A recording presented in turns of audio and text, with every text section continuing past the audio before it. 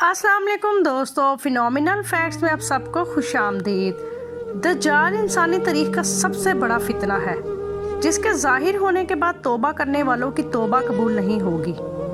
इसका मुकाबला करने की ताकत किसी में भी ना होगी।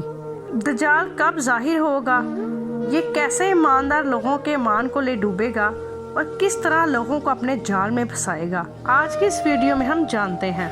मुसलमान इसे मसीह दज्जाल कहते हैं जबकि ईसाई इसे एंटी क्रिस्ट कहते हैं।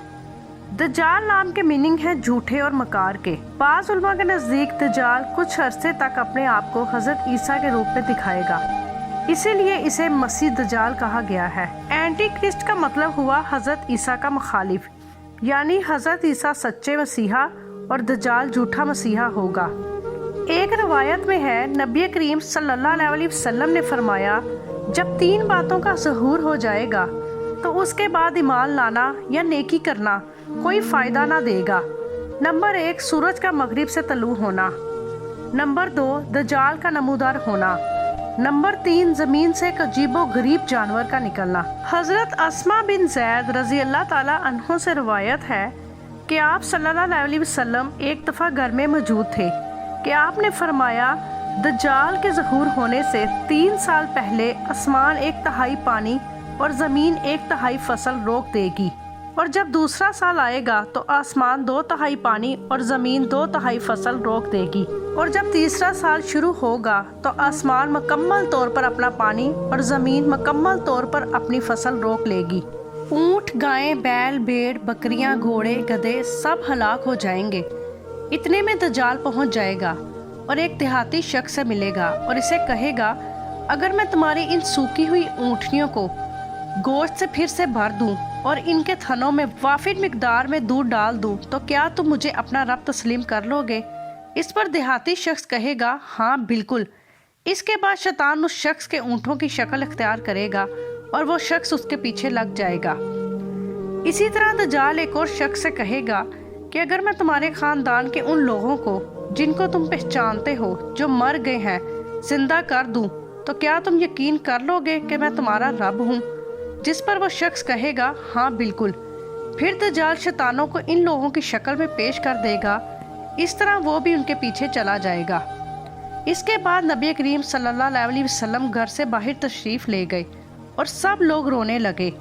हज़रत अस्मा रज़ी अल्लाह ताला अन्हो फरमाती हैं कि अल्लाह के नबी जब वापस तशरीफ़ लाए तो हम सब रो रहे थे, जिस पर आप सल्लल्लाहु अलैहि वसल्लम ने पूछा कि आप लोग क्यों रो रहे हो? जिस पर हज़रत अस्मा रज़ी अल्लाह ताला अन्हो ने अर्ज़ किया कि आपने दज्जाल का जिक्र फरमाकर हमारे दिलों को हिला दिया है। हज़रत अस्मा ने फरमाया, जब दज्जाल आएगा हमारा क्या हाल होगा? आपने फरमाया कि तब अहले ईमान को खाने पीने और माल की बजाय सुबहान अल्लाह, अल्हम्दुलिल्लाह और अल्लाह अकबर पर कफ़ायत करनी चाहिए। उसके बाद आप सल्लल्लाहु अलैहि वसल्लम ने फरमाया, आप सब लोग ना रो। अगर मेरी मौजूदगी में दज्जाल का ज़हूर हुआ तो मैं उसका मुकाबला करूँगा, और अगर मेरे बाद हुआ तो हर मुसलमान का खलीफा अल्लाह खुद होगा। दज्जाल पूरी दुनिया में इंतहाई हैरत अंगेज़ रफ्तार के साथ सफ़र करेगा। उसकी रफ्तार हवा की तरह तेज़ होगी।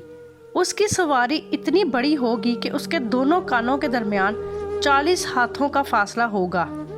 रवायत में आता है कि दज्जाल का ज़मीन पर क़याम 40 दिन का होगा। सहाबाए कराम के पूछने पर अल्लाह के नबी ने फरमाया, दज्जाल के क़याम के 40 दिनों में से एक दिन 1 साल की तरह होगा, एक दिन 1 महीने की तरह होगा और एक दिन 1 हफ्ते की तरह होगा। बाकी सारे दिन आम दिनों की तरह होंगे। सहाबा ने पूछा, वो दिन जो 1 साल की तरह होगा, क्या इसमें हमारे लिए एक दिन की नमाज काफ़ी होगी? इस पर अल्लाह के नबी ने फरमाया, नहीं, बल्कि वक्त का अंदाज़ा करके पूरे साल की नमाजें अदा करना होंगी। कुछ रवायत में आता है कि दज्जाल एक कौम के पास जाएगा और उन्हें दावत देगा, और वो लोग उस पर ईमान लाएंगे और उसकी बात मान जाएंगे, और वो बादलों को हुक्म देगा, वो पानी बरसाने लगेंगे। फिर वो ज़मीन को हुक्म देगा तो वो फसलें उगाने लगेंगी। शाम के औकात में उनके जानवर चरागाह से वापस आएंगे तो उनके कुहान सबसे ऊंचे होंगे और उनके थन दूध से भरे होंगे।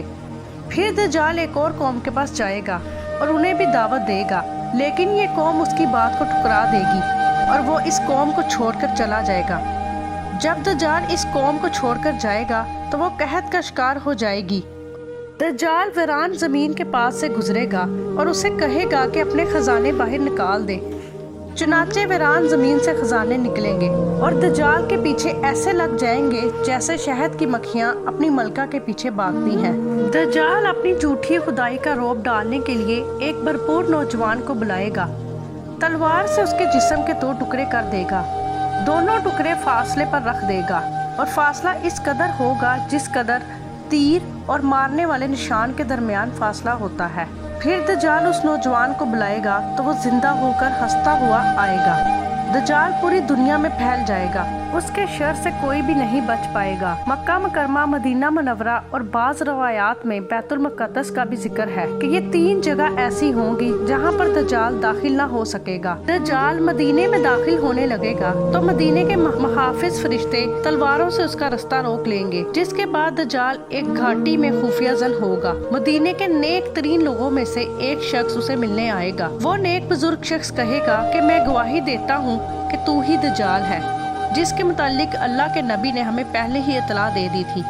दज्जाल कहेगा कि क्या मैं इसे कत्ल करके फिर से जिंदा कर डालूं? क्या तुम लोगों को मेरे ऊपर यकीन आ जाएगा? जिस पर उस नेक इंसान के साथी जवाब देंगे नहीं। दज्जाल उस शख्स को कत्ल करके फिर से जिंदा कर देगा, जिस पर वो नेक इंसान कहेगा खुदा की कसम अब तो मुझे पूरा यकीन हो गया कि तू ही दज्जाल है। उसके बाद दज्जाल मदीने के उस शख्स को दोबारा कत्ल करने की कोशिश करेगा, लेकिन उसे नाकामी का सामना करना पड़ेगा।